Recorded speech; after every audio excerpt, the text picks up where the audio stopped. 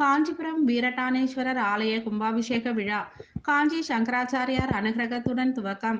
Kanchipuram calendar தெருவில் பழமை வாய்ந்த அருள்மிகு வீரட்டானேஸ்வரர் ஆலய மகா கும்பாபிஷேகம் நாளை நடைபெறவுள்ள நிலையில் காஞ்சி சங்கராச்சாரியார் ஸ்ரீ சங்கர விஜேந்திர சரஸ்வதி சுவாமிகள் ஆசியுடன் அஷ்டவந்தனம் மற்றும் தங்கம், வைரம், பவளம், முத்து உள்ளிட்டவைகள் ஆசி பெறப்பட்டு சிலைகளுக்கு வைக்கப்பட்டு அஷ்டவந்தனம் செய்யப்பட்டது.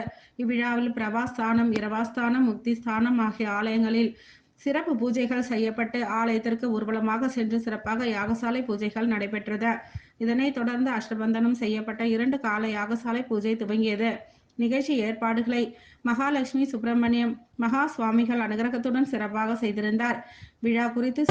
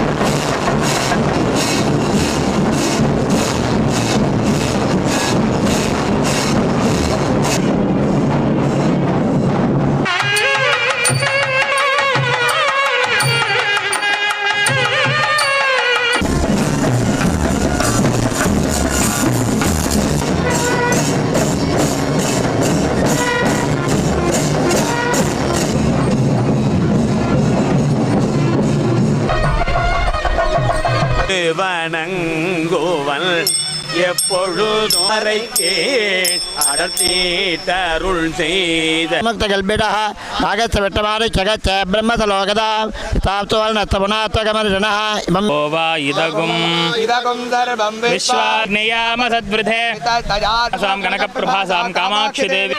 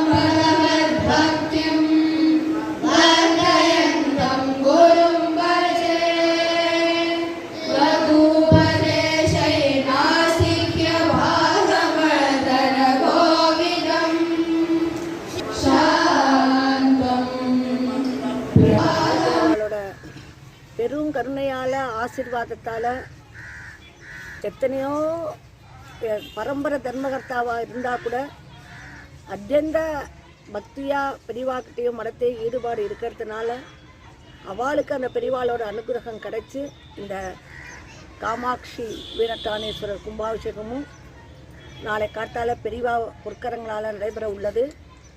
அது முடிஞ்ச பிறகு திருக்கல்யாணம் நடைபெற போகிறது. அநேகமாக நம்ம காமாட்சி திருக்கல்யாணத்தை ரொம்ப ரேராக தான் பார்த்துருப்போம், அவ்வளோ அதிசயமாக பார்த்துருக்க மாட்டோம். பங்குனி உத்தரம் போது ஏகாம்பரேஸ்வரர் கோவிலில் கல்யாண உற்சவம் நடக்கும். ஆனால் இந்த மாதிரி கோவில்களில் காமாட்சிக்கும் அந்தந்த சுவாமிக்கு கல்யாணம் நடக்க போகிறதுங்கிறதுல எனக்கு தெரிஞ்ச முதன்மையான கோவில் நாளை கல்யாண உற்சவம் நடைபெற கோவில் நம்ம வீரட்டானேஸ்வரர் கோவில் தான். தெரியும், அஷ்ட வீரட்டானத்தில் எல்லா வீரட்டானம்னாலே என்னன்னுங்கிறது எல்லாருக்கும் தெரியும்.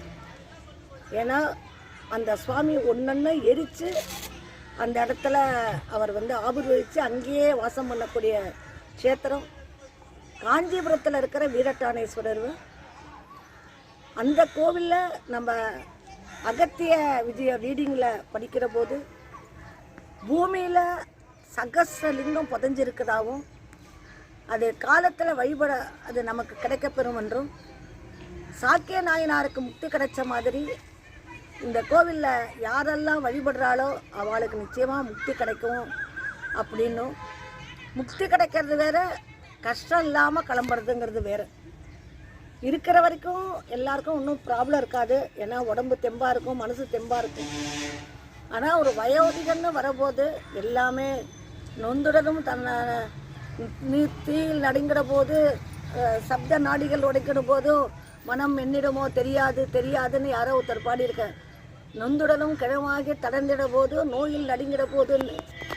அந்த மாதிரி சமயத்தில் அந்த மாதிரி நோயே நமக்கு அண்டாமல் எல்லா விதத்துலேயும் சுவாமி நமக்கு அனுகிரகம் பண்ணுவார். அதுக்கு ஒரு ஸ்டாண்டிங் எக்ஸாம்பிள் நான் இவாளுக்கெல்லாம் தெரியாது, சண்முகத்துக்கு கொண்டு தான் நான் சொன்னேன்.